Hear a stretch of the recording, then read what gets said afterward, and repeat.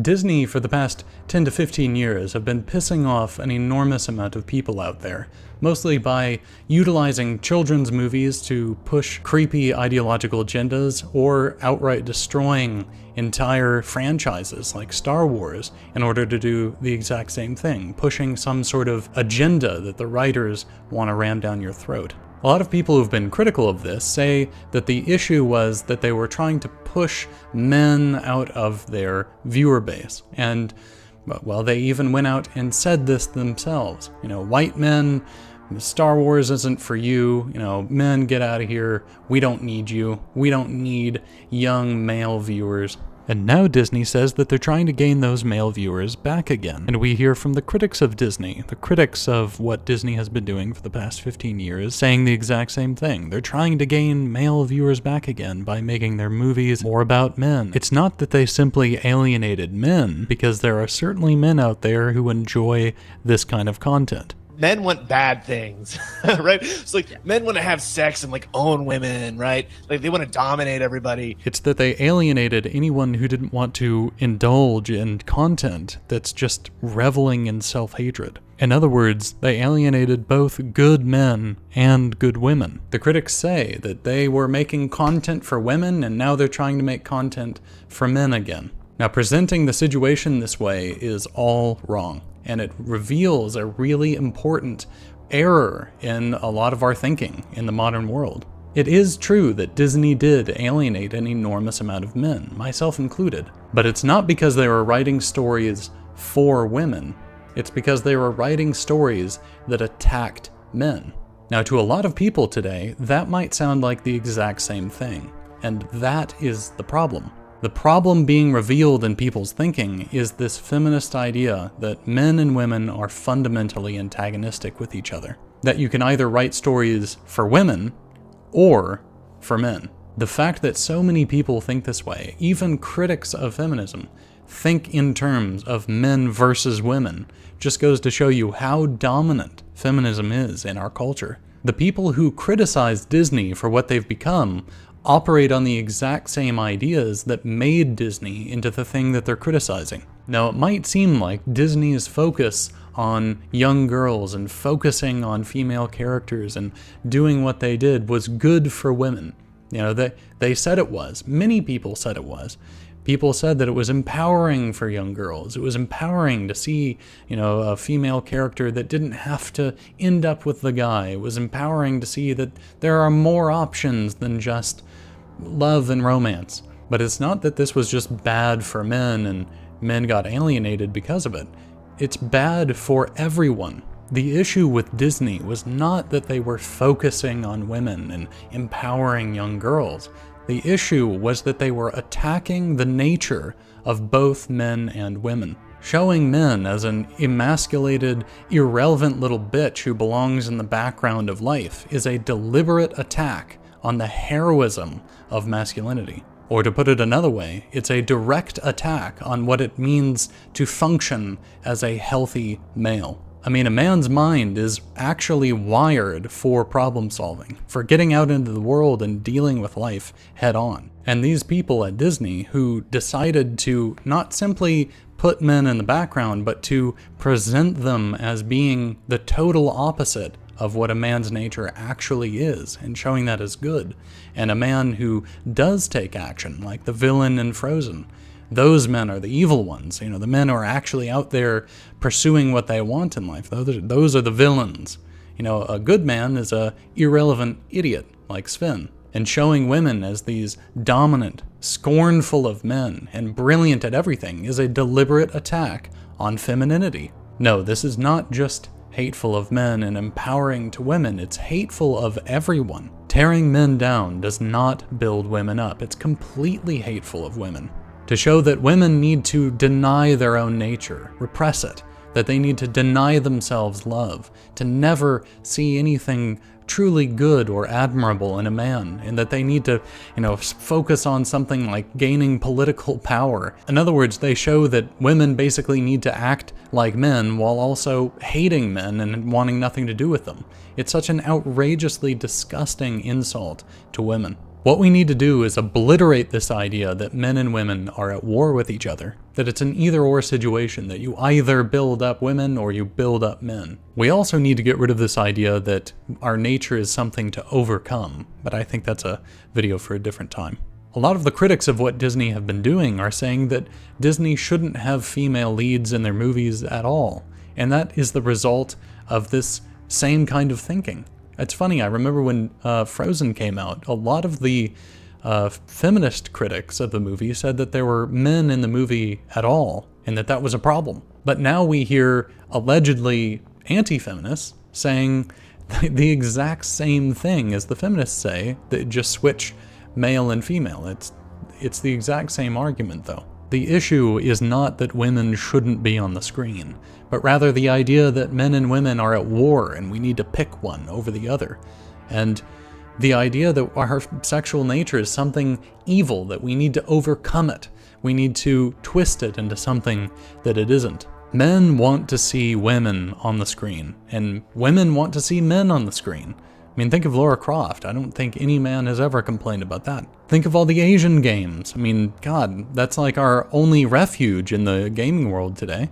Men love that. And think of like Twilight or 50 Shades of Grey or whatever. You know, those men were loved by women. You know, women would flock to the theaters to see those men. To give an example of a movie that's really, really excellent, that has a female lead, is Ninotchka.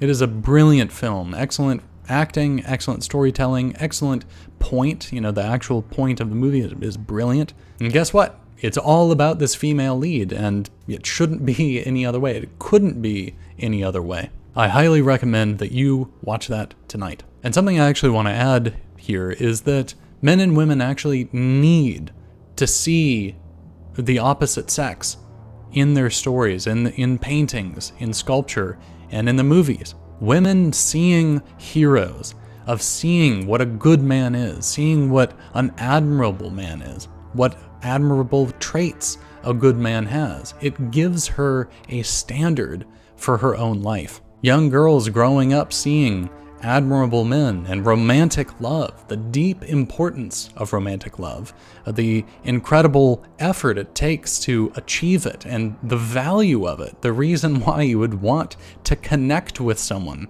and admire someone and love them.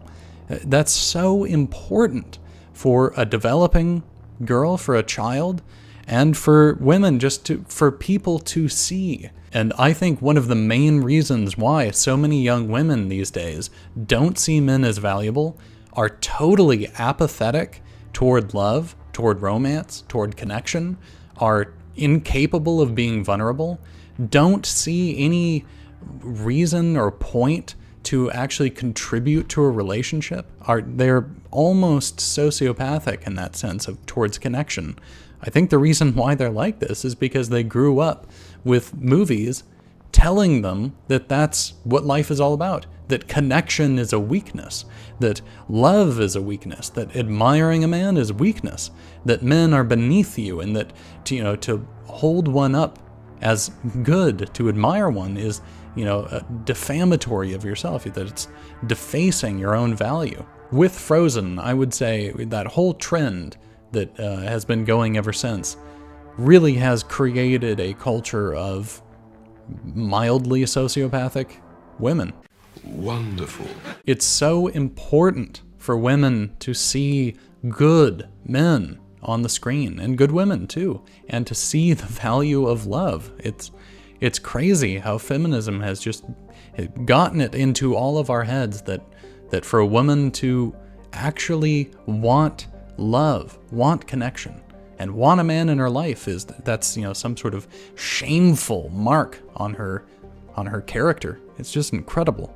It's so destructive. And men want to see women on the screen too. We want to see beautiful, sexy, feminine, capable women who admire the heroes of the world. And this is what Disney should bring back.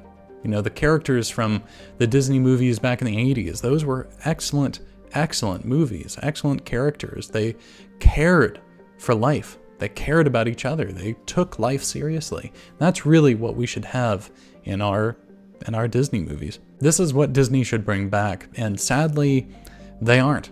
Sadly, I don't think they will. Probably not for a very long time. Maybe not ever. Maybe Disney will, go under before that even happens. I don't think Disney is actually trying to win back men. I think they're ever so slightly rolling back their level of hatred, and that's it. So now Disney might simply be quite hateful rather than extremely hateful. Something a little bit more I want to add about the positive is that men and women are not at war with each other. We're not antagonists.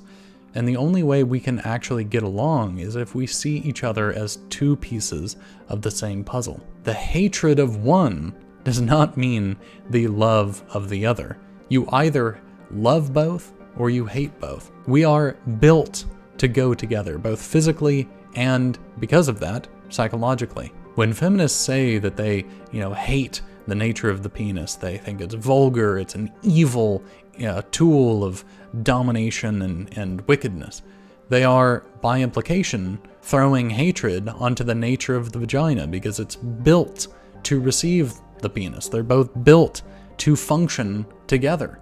It's two pieces of one puzzle. The hatred of one is not admiration for the other. When you hate the sexual nature of one, you hate the other. And you can see this exact same thing, not just with the literal physical act of sex and our physical sexual nature, but the psychological implications that come from that as well. When feminists say that a man desiring a woman, looking at her and seeing her in a desirable way, that's objectifying her. They say that it's evil, he's seeing her in a sexual way and that's evil. Yet they then turn around and complain that men don't approach them anymore, because the whole relationship depends on the man taking that action. Yet if they hate that action, the whole thing falls apart. Simply attacking one side is attacking the whole thing. The nature of the whole thing requires the whole. You can't have the whole puzzle if you start taking out pieces of it. And when it comes to them saying, oh, you don't need a man, you don't need love, a woman should be able to choose, and blah, blah, blah, blah. It might sound like praise for women. It might sound like it's giving them more options and, oh, you don't need to be a housewife. It's tying shame within women to love, to admiration. And the result is that it destroys the value of romance within women, which again is why so many young women are so antagonistic to love, antagonistic to connection. They see it as, it's devaluing of themselves to really openly value a man. And to bring it down to the very core is that you cannot build self-esteem on hatred. And nothing proves that better than feminism. Well, I hope you found this video interesting. Definitely check out that movie. If you want other movie suggestions, I have a free list of movies, books, art in general. It's a free list that you can download on my website in the link below. Well, like the video if you liked it, and I hope to see you next time. Thanks so much for watching.